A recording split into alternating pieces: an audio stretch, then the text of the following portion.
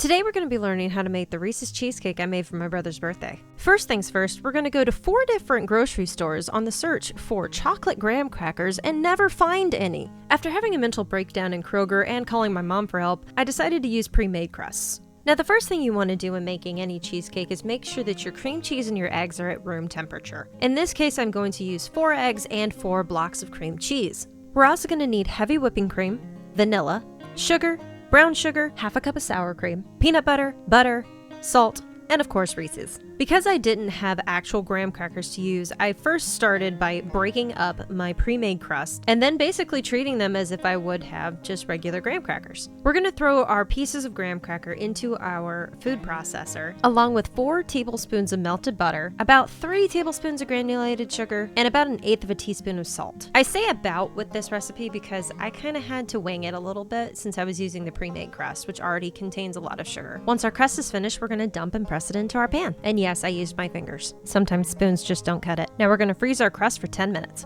In the meantime, we're going to prep our filling. The key with brown sugar is to pack it. If you leave it loose, you lose out on a lot of the flavor aspects with a little bit more of the sugar. Now that our crust is done setting, it's time to actually bake it. We're going to place it in a preheated oven at 350 degrees for 10 minutes. Once it's done, we're going to let it cool off and we're going to reduce the oven temperature down to 325. We're also going to set some water to boil. When using a stand mixer, make sure you use the whisk attachment. To our bowl, we're going to add our cream cheese and we're going to beat until completely smooth, about 3 to 4 minutes. We're going to add a cup of brown sugar, a half teaspoon of salt, beat again, making sure to scrape down the bowl. Then we'll add a tablespoon of vanilla extract and beat again. Now we're going to add eggs one at a time, beating for a minute after each addition. Lastly, we're going to add in half a cup of sour cream, a cup of creamy peanut butter, and 3/4 cup of heavy cream. And we're going to mix that until completely smooth. Now it's time to dump our cheesecake mixture onto our crust. Don't forget to smooth it out. Make it nice and even across the top. When making a New York style cheesecake similar to this one, you're supposed to wrap the bottom of the cheesecake in foil and place it into a roasting pan and then pour boiling water around it. It's supposed to help cook the inside. However, I didn't have a pan quite big enough, so I added the boiling water to a 9x11 pan and placed it underneath the cheesecake to bake. Let that cook on 325 for an hour and a half. Then turn the oven off and leave the door propped open and let the cheesecake sit in the water bath for an hour. Then let that freeze overnight. Now it's time to make the ganache. In a bowl, we're going to put 6 ounces of semi-sweet chocolate, and in a small saucepan, we're going to heat up